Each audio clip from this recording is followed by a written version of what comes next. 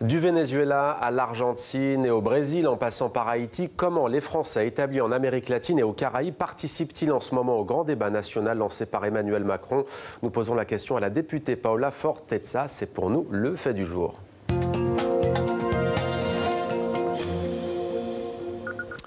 Bonsoir Paola Forteza. Bonsoir. Soyez la bienvenue sur TV5 Monde. Vous êtes députée basée à Buenos Aires en Argentine, députée de la deuxième circonscription des Français établis hors de France. C'est tout de même 33 pays d'Amérique du Nord, centrale, du Sud et des Caraïbes également. Alors on va commencer par l'actualité au Venezuela, si vous le voulez bien. On imagine que vous suivez ça de près. L'opposant Juan Guaido accuse aujourd'hui les militaires vénézuéliens d'être, je cite, des bourreaux qui commettent un crime contre l'humanité. Il les accuse en fait de ne pas laisser passer l'aide humanitaire. Autre son de cloche évidemment du côté du président vénézuélien Nicolás Maduro qui estime lui que l'urgence humanitaire est un prétexte fabriqué par les États-Unis pour intervenir dans son pays et le renverser. Quelle est votre position dans cette crise ? Alors, on ne peut pas dire que l'urgence humanitaire est un prétexte. C'est une réalité dans ce pays en ce moment. On a une crise économique qui découle depuis de longues années. Nous avons, disons, la production pétrolière, qui est le principal revenu de ce pays, qui a été divisé par 3 dans les dernières années. Nous avons une crise migratoire avec entre 3 et 5 milliards de Vénézuéliens qui sont... millions de Vénézuéliens qui sont dans la région en train de se déplacer. Nous avons vraiment une population qui est vraiment en train de s'exprimer, en train de dire que ce président n'est pas légitime, n'a pas été élu légitimement. Donc, qu'est-ce qu'on fait avec tout ça? Il faut vraiment, je crois qu'il y a un consensus au niveau international de se dire qu'il faut agir par le dialogue, qu'il faut vraiment laisser la place aux Vénézuéliens pour trouver leur propre sortie dans cette crise et que la communauté internationale va venir en soutien de ce dialogue. Et que la sortie pacifique ne peut être qu'à travers des élections transparentes où l'opposition aura son rôle à jouer. Alors, plus de 4000 Français d'ailleurs vivent au Venezuela. Un mot rapidement, est-ce que leur sécurité est garantie aujourd'hui? Pour l'instant, pas d'appel à quitter le pays? Pas d'appel à quitter le pays. L'ambassade est en train de s'organiser au cas où ils devraient rapatrier ces Français. Mais c'est aussi des binationaux, donc nombreux d'entre eux ne voudront peut-être pas quitter le pays.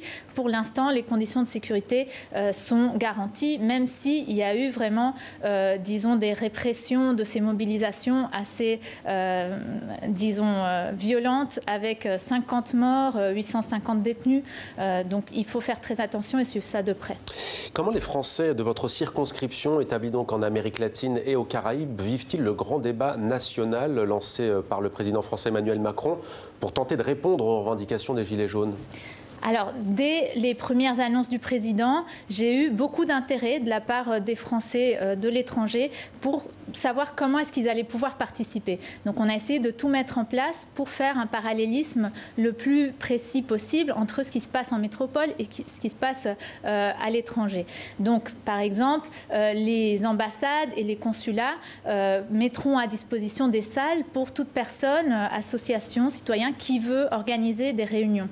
Nous aussi, on va organiser des réunions avec l'ensemble des députés des Français de l'étranger. Nous avons lancé une grande tournée de ce débat à l'international. Donc nous organisons des réunions, nous appelons les conseillers consulaires à en organiser aussi. Quelles sont les préoccupations des Français établis à l'étranger? On imagine qu'elles ne sont pas forcément les mêmes que celles et ceux de la métropole.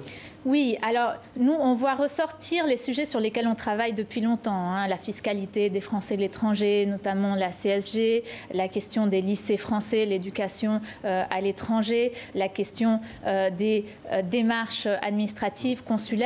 Mais nous voudrions aussi voir les Français de l'étranger participer et s'exprimer sur la politique nationale. Donc nous essayons de rapprocher le débat à ces grands 4 sujets qui ont été mis en place par le président, que ce soit l'écologie, la démocratie, la dépense fiscale et l'organisation de l'État. Et ce que nous voulons voir aussi apparaître, c'est des exemples de ce qui se passe à l'étranger qui pourraient venir illuminer les débats en métropole. Par exemple, on parle beaucoup de budget participatif en ce moment. On peut aller voir au Brésil comment ces budgets participatifs ont été mis en place et ça peut nous inspirer en France. Alors l'autre grande question dans le sillage du mouvement des Gilets jaunes, outre celle de ce grand débat national, qui est d'ailleurs contesté par certains et par beaucoup de Gilets jaunes même, parlons de la violence. Vous faites partie des députés de la majorité La République En Marche, je ne l'ai pas encore dit, donc majorité présidentielle, et vous vous êtes abstenu lors de la loi, en tout cas c'est pas encore adopté par le Sénat, mais vous êtes abstenu sur la loi contre les casseurs. Pourquoi? Elle vous inquiète? Alors, je m'étais exprimée tout au long des débats et de l'examen en hémicycle. Ce qui me préoccupe, c'est l'article 2 qui met en place une interdiction administrative de manifester. Avec un fichier. Voilà. Et donc, cette interdiction administrative pose question par rapport au droit constitutionnel. La liberté de manifester est un droit fondamental et une décision d'interdire de manifester doit passer par la voie judiciaire. Vous voulez qu'il y ait un juge qui se prononce pour dire que telle personne ne peut pas aller manifester? Exactement, qu'il y ait des preuves, qu'il y ait des voies de recours, que tout ça soit encadré et, disons, dicté par un juge indépendant. Merci beaucoup, Paola Fortezza, d'être venue répondre à nos questions dans 64 minutes sur TV5 Monde. Merci à vous. Merci.